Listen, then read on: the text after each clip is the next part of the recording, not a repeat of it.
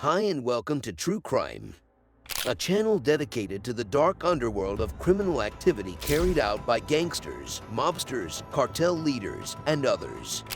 In the gripping final 48 hours of El Cholo's life, the notorious criminal mastermind teeters on the edge of his own demise. A symphony of suspense unfolds as law enforcement closes in, determined to bring him to justice. El Cholo, infamous for his audacious crimes, finds himself trapped in a dangerous game of cat and mouse, where every moment is a battle for survival. With time ticking away, the tension rises, revealing a desperate struggle for freedom and redemption. Prepare to be captivated by a thrilling tale of cunning, betrayal, and the relentless pursuit of the ultimate prize, survival. Imagine a world devoid of God, where you find yourself in the employ of the devil. Would you dare defy him, knowing the consequences that await? Be cautious in your response, for the fate that befell El Cholo after betraying El Mencho of the Cjng was an unimaginably brutal and diabolical death.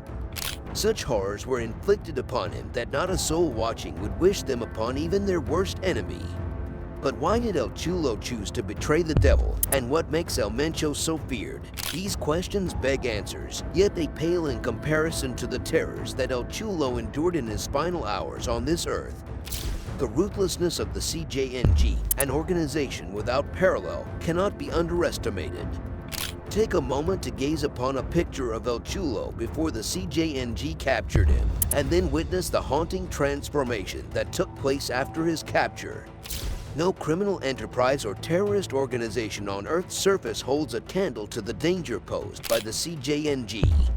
While other cartels may have boundaries they dare not cross, the Cjng embodies the line that even the Mexican government fears to approach. Their power may not match that of the Sinaloa cartel, but it is their terrifying reputation that sets them apart. They push the limits of savagery with an audacity unmatched in the criminal underworld. In their turf wars, they wield insanely dangerous weapons, seeking to acquire a belt-fed M60 machine gun and downing a Mexican military helicopter with a rocket-propelled grenade. Yet, these are merely glimpses of their dark and twisted nature. The true horror lies in how they treat their victims. Being captured by the Cjng is a fate worse than death itself, for torture is an integral part of their malevolent process. It is said that their recruits have even resorted to cannibalism during initiation rituals. If their recruits are capable of such unspeakable savagery, one can only imagine the depths of depravity a Cjng sicario would descend to. El Cholo's betrayal is nothing short of perplexing. Despite knowing the grim fate that awaited him, he knowingly provoked the bear. One could argue that he should have known better. Among the denizens of Earth, none knew El Mencho as intimately as El Cholo did. Prior to betraying the Cjng, he held the esteemed position of El Mencho's top lieutenant. The bond between El Cholo and El Mencho ran deep, forged through the ranks of the Cjng.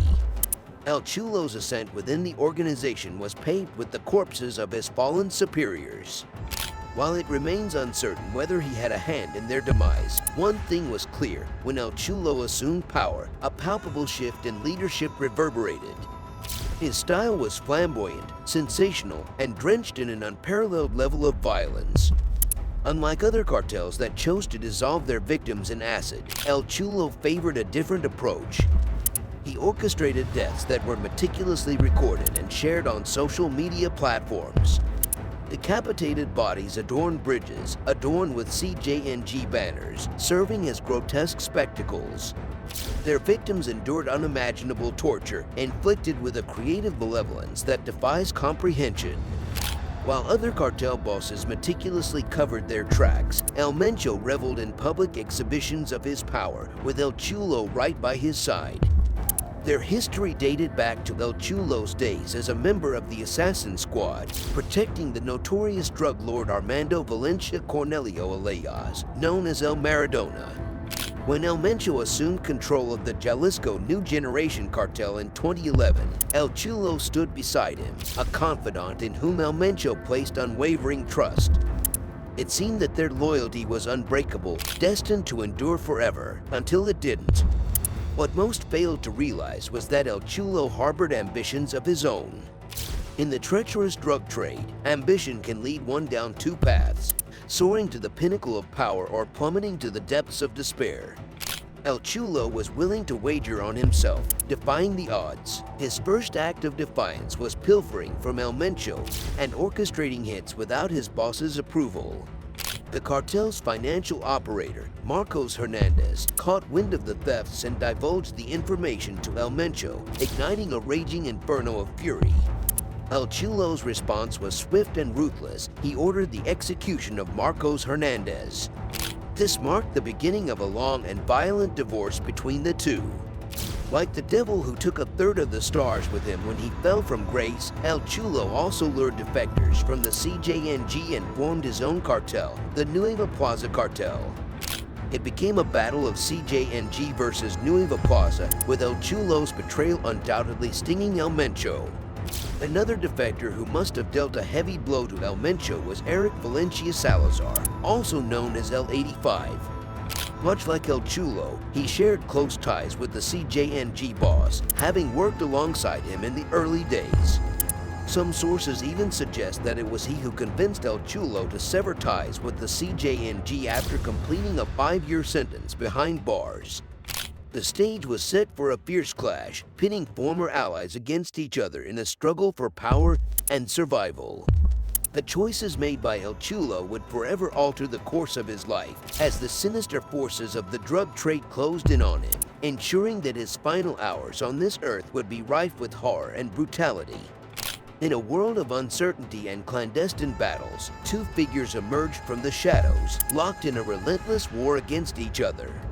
The enigmatic Don Mencho and the notorious El Mencho embarked on a collision course, the echoes of their clashes reverberating through the underworld. With each move and countermove, the stakes grew higher, and the lines between right and wrong blurred. Don Mencho, driven by his thirst for power, unleashed a storm of force upon El Cholo, a lieutenant under his command.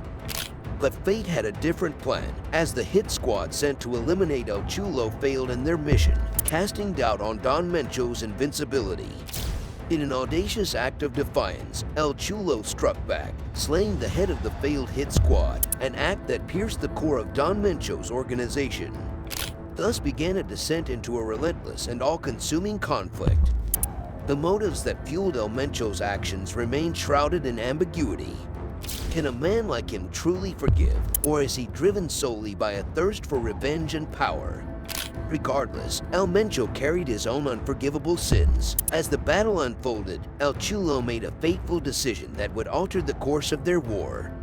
He forged an unholy alliance with the formidable Sinaloa cartel, the only force standing between El Mencho and his coveted dominion over the drug trade.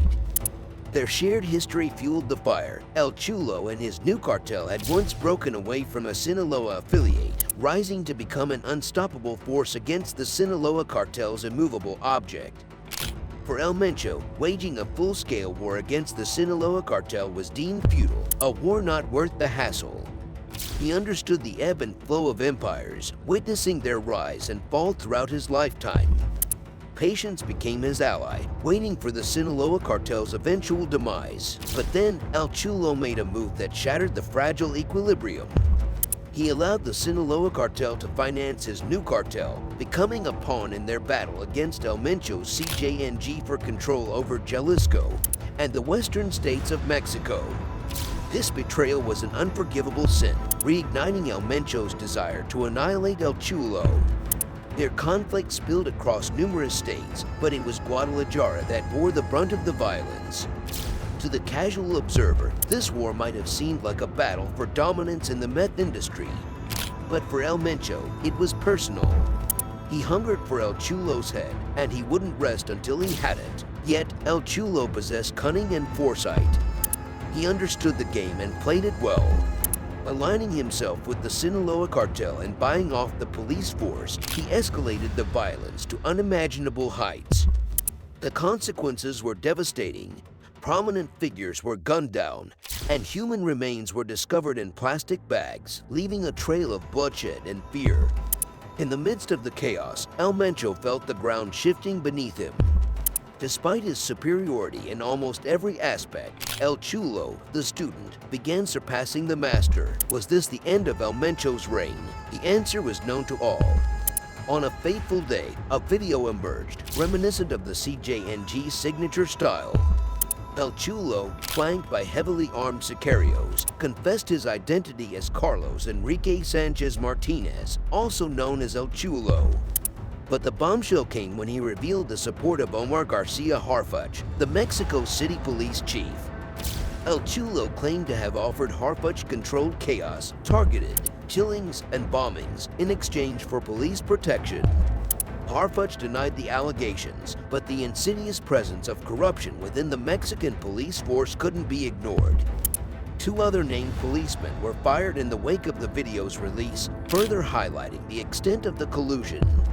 As the video concluded, El Cholo issued a warning that resonated with El Mencho's chilling authority. Those who still stood by him were advised to protect their families, lest they meet a fate similar to his own. It was a message carved in stone, a testament to El Mencho and the Cjng's unwavering power. And to ensure no one missed the point, El Cholo's lifeless, mutilated body was discovered on a park bench. His autopsy report revealed the grotesque details of his demise, a prolonged torture lasting over 48 hours, shattered bones, severed toes, broken ribs, lacerations, gouged out eyes, a forcibly removed tongue, and ultimately a final release from suffering through 3 gunshots to the head. The Cjng spared him the ignominy of recording his torment, sparing the world the true depths of their brutality. In the aftermath of El Cholo's death, many anticipated a vicious counterattack from the Nueva Plaza cartel against El Mencho and the Cjng. Yet, to their surprise, silence prevailed. The Nueva Plaza cartel, now under Salazar's leadership, accepted El Cholo's fate and retreated into the shadows. Although Salazar has since been apprehended, El Mencho remains at large, his power seemingly unassailable. Few who bear witness to the horrors inflicted upon El Cholo would dare consider betraying El Mencho, forever etching his reign of terror into their souls. This harrowing tale serves as a stark reminder of the perilous power dynamics, deep-rooted corruption, and unfathomable brutality that permeate the Mexican drug trade, where even the darkest secrets can be weaponized and the cost of betrayal is unimaginable. Thank you for watching another amazing video from our true crime team. Like, comment, and subscribe, and stay tuned to our next real-life true crime video.